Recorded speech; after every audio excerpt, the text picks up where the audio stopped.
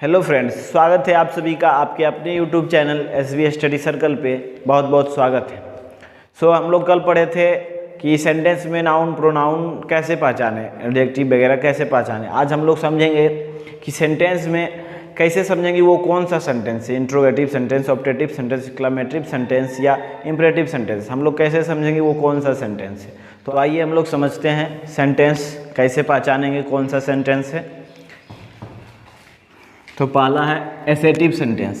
Assertive sentence यानी कि उत्तर या जवाब। जिस सेंटेंस में हम देखेंगे कि उत्तर दे रहा है, जवाब दे रहा है, तो हम समझ जाएंगे कि एसेटिव सेंटेंस है। ठीक। दूसरा इंट्रोगेटिव सेंटेंस यानी इंट्रोगेटिव सेंटेंस यानी प्रश्न या सवाल, जहाँ पे जिस सेंटेंस में दिखेगा कि प्रश्न पूछ रहा है, सवाल कर रहा है किसी से, तो समझ जाएंगे कि वह इंट्रोगेटिव सेंटेंस है। ठीक है। तीसरा है इंपरेटिव सेंटेंस यानी आदेश विनती सलाह। जिस सेंटेंस में आदेश देगा, दरवाज़ा बंद करो, विनती करेगा कृपया मुझे एक गिलास पानी दीजिए, सलाह देगा अच्छी तरीके से पढ़ो, सलाह देगा, तो उस हम समझ जाएंगे कि ये इंपरेटिव सेंटेंस है। ठीक है। ऑप्टेटिव सेंटेंस यानी कि आशीर्वाद या शराब। जिस सेंटेंस में आशीर्वाद देगा या शराब देगा, शराब देने का समझ में आए कि सेंटेंस में बता रहा है, जिसे बोलेगा युग युग जियो, तो आशीर्वाद दे रहा है। फिर बोलेगा कि तुम भगवान करे तुम बर्बाद हो जाओ, तो शराब दे रहा है, समझ जाएंगे कि वह ऑप्टेटिव सेंटेंस है। ठीक है। फिर हम लोग इसे एग्जाम्पल से समझेंगे। पांचवा है एक्सक्लेमेटरी सेंटेंस, उत्तर या जवाब के साथ भावना। उत्तर जवाब देगा लेकिन भावना भी रहना चाहिए उसमें। जैसे हुर्रे में मैच जीत गया, मैच जीत गया वो जवाब दे रहा है, लेकिन हुर्रे भावना के साथ जब बोलेगा कि मैं मैच जीत गया, हुर्रे में मैच जीत गया, तो वो भावना के साथ यदि जवाब देगा तो वो एक्सक्लेमेटरी सेंटेंस हो जाएगा। ठीक है। आइए फिर से देखते हैं इसको। एसेप्टिव सेंटेंस यानी कि उत्तर या जवाब। कोई भी यदि आप उसी से प्रश्न पूछे, वो जवाब दिया, उत्तर दिया, तो आप समझ जाइएगा कि वो एसेटिव सेंटेंस है, यानी कि उत्तर या जवाब को हम एसेटिव सेंटेंस कहेंगे। इंट्रोगेटिव सेंटेंस यानी प्रश्न या सवाल, जिसमें प्रश्न का बोध होगा कि प्रश्न पूछ रहा है, सवाल है वो, तो हम समझ जाएंगे इंट्रोगेटिव सेंटेंस है। तीसरा इंपरेटिव सेंटेंस यानी आदेश विनती सलाह, जिसमें पता चलेगा आदेश दे रहा है, विनती कर रहा है या सलाह दे रहा है, तो हम समझ जाएंगे कि वह इंपरेटिव सेंटेंस है। ठीक है। पाँचवा है, चौथा है ऑप्टेटिव सेंटेंस यानी आशीर्वाद शराब, जिसमें आशीर्वाद देगा या शराब देने का बोध होगा, हम समझ जाएंगे वह ऑप्टेटिव सेंटेंस है। पांचवा एक्सक्लेमेटरी सेंटेंस, उत्तर या जवाब के साथ भावना भी देना। उत्तर दे रहा है, जवाब दे रहा है, लेकिन भावना के साथ अपना, हुर्रे में मैच जीत गया, हाँ ओह मैं मैच हार गया, मतलब भावना के साथ यदि बता रहा है, छी बहुत गंदा है, यदि भावना के साथ जो बतलाएगा वह एक्सक्लेमेटरी सेंटेंस हो जाएगा। तो आइए हम एग्जाम्पल से समझते हैं अब।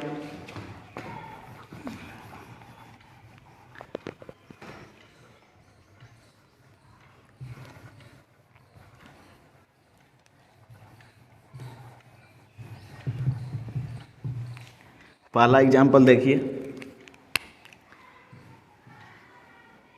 युग युग जियो।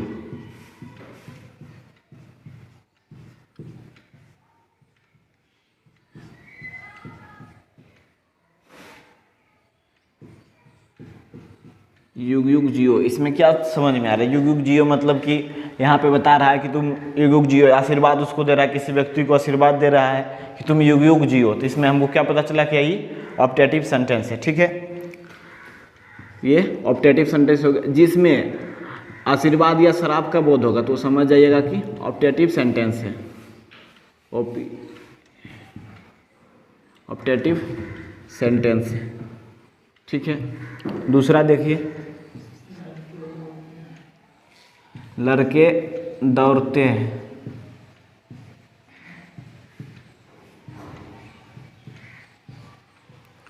लड़के दौड़ते हैं। किसी से मैंने पूछा कि लड़का क्या कर रहा है, वहाँ पे जो लड़का है वो क्या कर रहा है, तो उसने जवाब दिया कि लड़के दौड़ते हैं, यानी जवाब, उत्तर या जवाब दे रहा है। समझ रहे हैं? जहाँ उत्तर या जवाब का बोध होगा, ये उत्तर दे रहा है कि लड़के दौड़ते हैं, लड़के खेल रहे हैं, लड़के ये कर रहे हैं, यहाँ उत्तर जवाब का बोध हो रहा है, तो हम लोग समझ जाएंगे कि ये एसेटिव सेंटेंस है। ठीक है।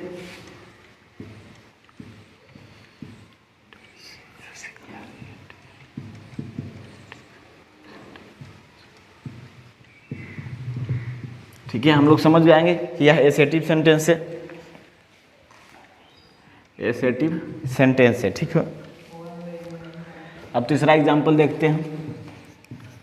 वह अंग्रेजी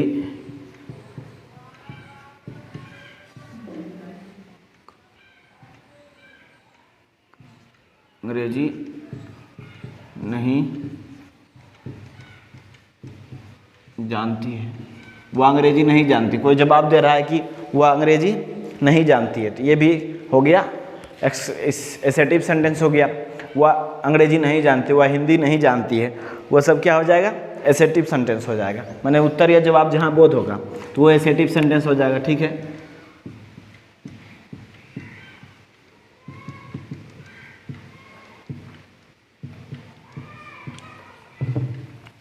आइए चौथा एग्जाम्पल देखते हैं।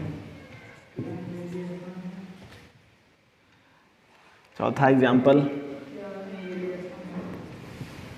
क्या अंग्रेजी आसान है। तो ये चौथा एग्जाम्पल, क्या अंग्रेजी आसान है, किसी से प्रश्न कर रहा है। जैसे टीचर से हम पूछे क्या अंग्रेजी आसान है, तो ये प्रश्न पूछ रहा है, या प्रश्न या सवाल का बोध हो रहा है, तो हम लोग समझ जाएंगे जहाँ प्रश्न या सवाल का बोध होगा तो होगा इंट्रोगेटिव सेंटेंस। ठीक है,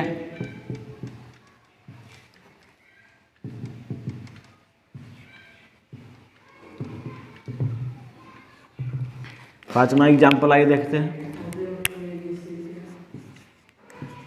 हुर्रे मैं अंग्रेजी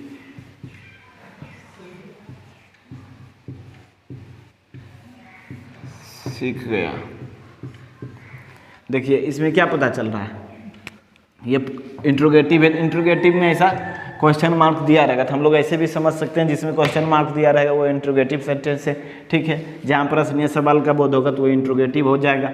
यहाँ क्या बोला, हुर्रे, हुर्रे मैं अंग्रेजी सीख गया। हुर्रे मैं अंग्रेजी सीख गया, ये हो गया सिर्फ उत्तर दे रहा है, जवाब दे रहा है कि मैं अंग्रेजी सीख गया। लेकिन हुर्रे यहाँ भावना बतला रहा है, जिसमें भावना बतलाएगा, भावना उत्तर या जवाब के साथ भावना बतलाएगा तो हो जाएगा एक्सक्लेमेटरी सेंटेंस। ठीक है, तो हम लोग लिख सकते हैं एक्सक्लेमेटरी सेंटेंस होगा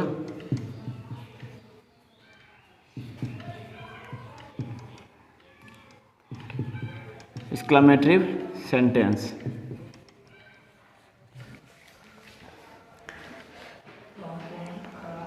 अब पांचवा एग्जाम्पल आइए देख लेते हैं। छठा एग्जाम्पल,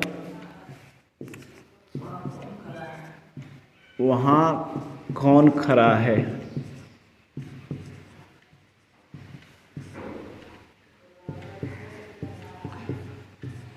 देखिए वहाँ कौन खड़ा है, किसी से सवाल कर रहे हैं। जैसे आप वहाँ खड़ा है, तो हमने पूछा कि वहाँ कौन खड़ा है, वहाँ पता हमको पता नहीं वहाँ कौन खड़ा है, पूछ रहे हैं, ये प्रश्न हो गया। उससे हम प्रश्न पूछे कि वहाँ कौन खड़ा है, प्रश्न या सवाल का जहाँ बोध होगा तो समझ जाएंगे हम इंट्रोगेटिव सेंटेंस है। ठीक है,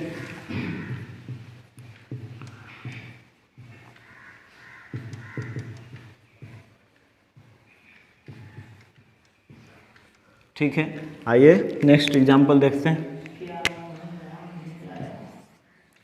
सात, क्या मोहन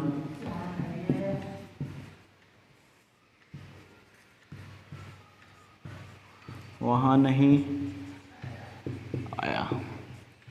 देखिए क्या मोहन वहाँ नहीं आया, इसका मतलब क्या हुआ, हम किसी से पूछ रहे हैं क्या मोहन वहाँ नहीं आया, क्या हुआ, मोहन वहाँ नहीं गया। प्रश्न कर रहे हैं, किसी से सवाल कर रहे हैं किसी से कि मोहन वहाँ गया कि नहीं गया, तो ये क्या मोहन वहाँ गया कि नहीं, तो इससे हमें क्या समझ में आ रहा है, क्या प्रश्न है या सवाल है, किसी सवाल किया जा रहा है, तो ये हम समझ जाएंगे यह इंट्रोगेटिव सेंटेंस है। ठीक है,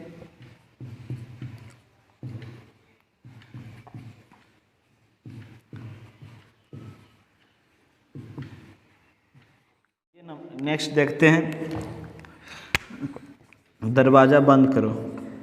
अगला है दरवाज़ा बंद करो। दरवाज़ा बंद करो, किसी को आदेश दे रहा है, किसी को बोला कि तुम दरवाज़ा बंद करो, जाओ वहाँ जाओ, तुम किसी को आदेश दे रहा है। ये क्या बोला, मन लगा कर पढ़ो, ये किसी को सलाह दे रहा है, जिसमें आदेश, सलाह, विनती का बोध होगा, तो हम समझ जाएंगे कि वो इम्परेटिव सेंटेंस है। जिसको हम लिख सकते हैं कि ये भी इम्परेटिव सेंटेंस है। ठीक है,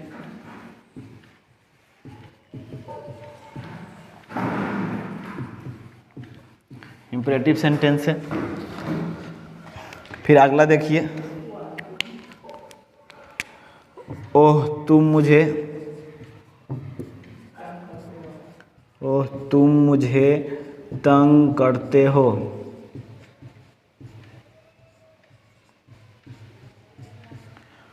लिखल का है, ओह तुम मुझे तंग करते हो। इसका मतलब हुआ कि जवाब दे रहा है कि तुम मुझे तंग करते हो, लेकिन भावना के साथ बता रहा है ओह तुम मुझे तंग करते हो।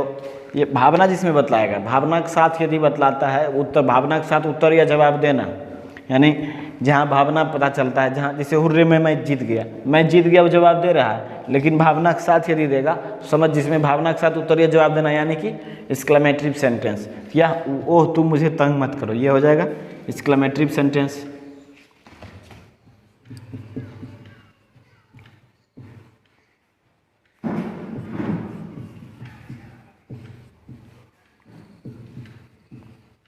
Exclamatory sentence. तो उम्मीद है आप लोग समझ ही गए होंगे। सो आज तक के लिए इतना ही रहने देते हैं, आज तक के लिए इतना है। ये नहीं दिख रहा होगा आप लोग को, ये है एक्सक्लेमेटरी सेंटेंस, ये यहाँ हो जाएगा एक्सक्लेमेटरी सेंटेंस, ठीक है। ये एक्सक्लेमेटरी सेंटेंस आप तो आप लोग समझ ही गए होंगे। तो आज तक के लिए इतना ही रहने देते हैं, फिर हम लोग अगले वीडियो में पढ़ेंगे नंबर क्या, यानी कि वचन क्या है, ठीक है। उसके बारे में विस्तार से पढ़ेंगे अगले वीडियो में। सो मैं आपके लिए एक मोटिवेशन शायरी लेके आया हूँ। मान लो तो हार है और ठान लो तो जीत है। इसका कहने का मतलब है यदि हम मान लेंगे कुछ भी करने के लिए तो असंभव नहीं है, सब चीज़ संभव हो सकता है। यदि हम परिश्रम करें, कोशिश करें तो कोई भी चीज़ असंभव नहीं है। इसीलिए हमें कभी भी हार नहीं मानना चाहिए, ठीक है। आज तक के लिए इतना ही रहने देते हैं, फिर हम लोग अगले वीडियो में पढ़ेंगे नंबर क्या, यानी कि वचन क्या है, ठीक है। उसके बारे में विस्तार से पढ़ेंगे अगले वीडियो में। सो आज तक के लिए इतना ही रहने देते हैं। तो आप मेरे चैनल पर जो लोग नया है उसको वीडियो यदि पसंद आया तो लाइक करें और सब्सक्राइब करें और शेयर करना ना भूलें। सो आज तक के लिए इतना ही।